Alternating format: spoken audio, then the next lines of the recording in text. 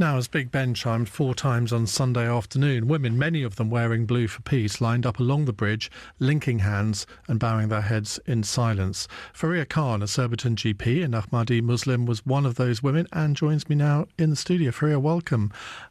Why did you feel the need to make this statement on Westminster Bridge on Sunday afternoon? Thank you for having me on your show. When we came to know that Women's March London was organising this event and they wanted women from all walks of life to come and stand on Westminster Bridge where this abhorrent terrorist attack happened, and holding hands with each other and in silence for 5 minutes trying to remember those who died. So we thought it was the right thing to do. First of all, because wanted to show the solidarity to the families of the victims, and also to tell them that we are also sharing their grief as Muslim women, and we are as much grieving as the rest of the country because of this terrible terrorist attack. So that was one of the reasons. And the other reason was that we also wanted we also wanted to be out there representing Muslim women and to show that we are categorically condemning any terrorist attack which is done in the name of our peaceful religion.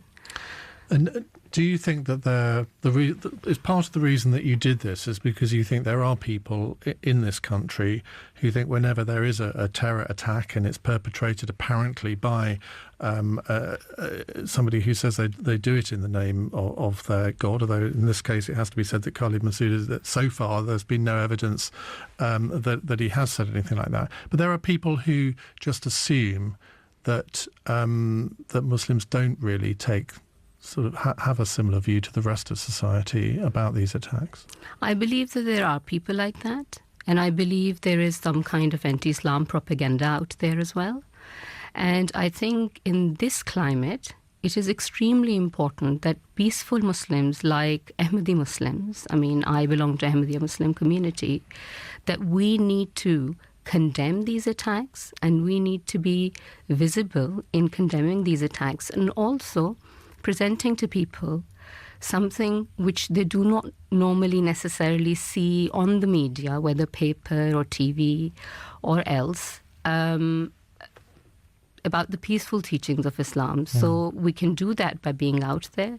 We can also do that by our actions and what we do for our wider communities and what we do within our circles day in and day out. But there is definitely a need. I had someone called Yusuf phone me. This call will stay with me for a long time. I think it was on Thursday, the day after the attack.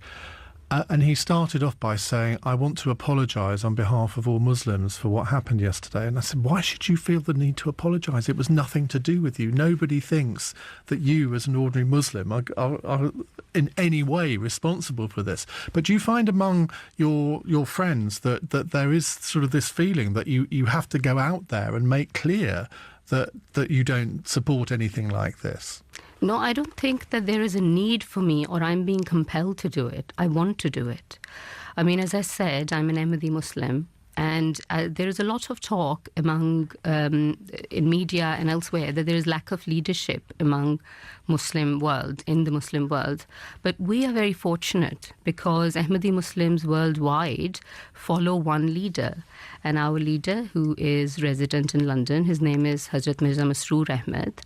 He is guiding us and advising us, and he is also in the forefront of condemning terrorism and presenting the true picture of Islam to the world media, normal public and world leaders. And only just this weekend gone, we had a peace symposium in our modern mosque, in Baitul Futuh Mosque, in which our leader, Hazrat Mirza Masroor Ahmed, delivered an amazing address. And I think everyone should try and listen to it if they missed it.